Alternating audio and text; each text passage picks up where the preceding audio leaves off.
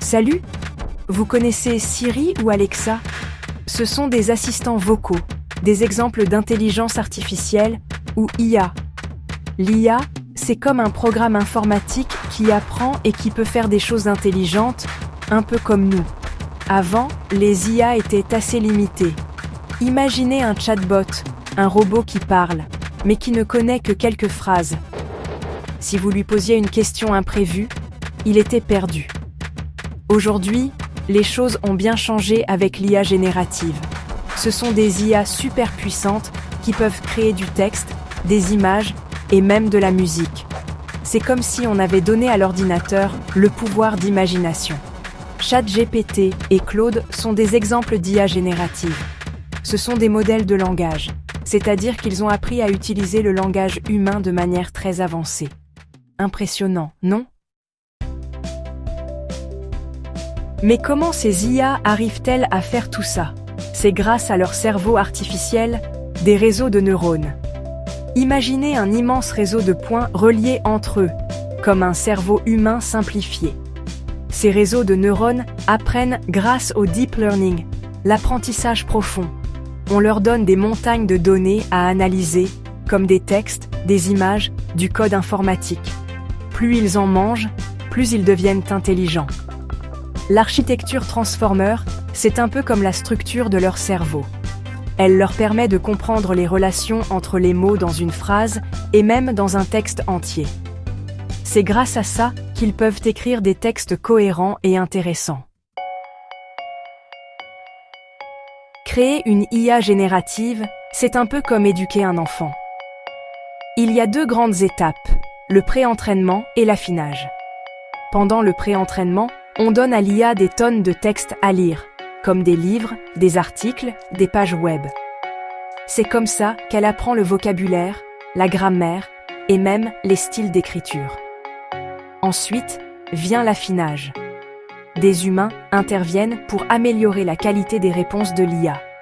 Ils corrigent ses erreurs, lui apprennent à mieux comprendre les nuances du langage et à éviter les propos inappropriés. Vous vous demandez comment l'IA fait pour écrire un texte? Imaginez que vous lui donnez un début de phrase. L'IA va analyser tous les mots, et grâce à son apprentissage, elle va essayer de deviner le mot suivant le plus probable. Elle va répéter cette opération, mot après mot, pour construire une phrase complète. Et comme elle a appris à construire des textes cohérents, elle peut écrire des paragraphes entiers, voire des histoires. Bien sûr, ce n'est pas de la magie. L'IA ne comprend pas vraiment le sens des mots comme nous. Elle utilise des statistiques et des probabilités pour trouver les mots qui vont le mieux ensemble. Mais le résultat est bluffant, non? Il existe plusieurs IA génératives, chacune avec ses particularités.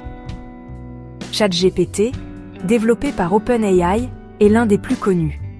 Il est capable de tenir des conversations, d'écrire des histoires et même de traduire des langues.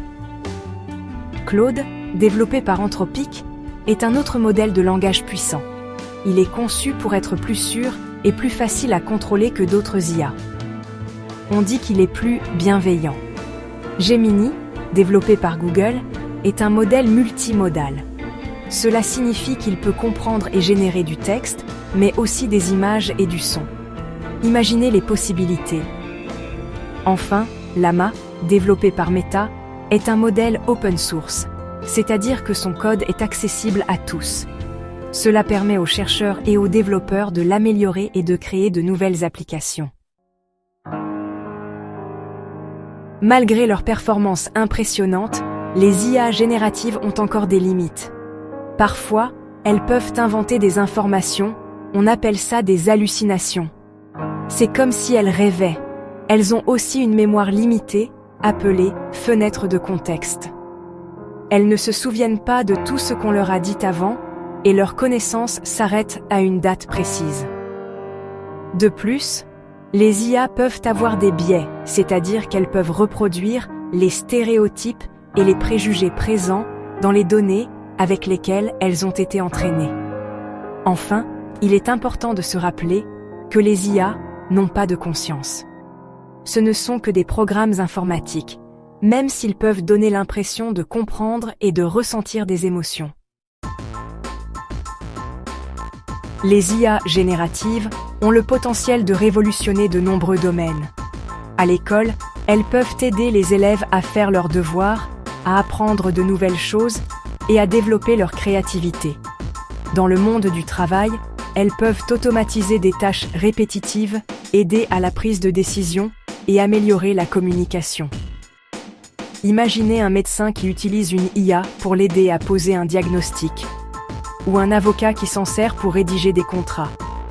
Les artistes peuvent également utiliser l'IA comme un outil de création.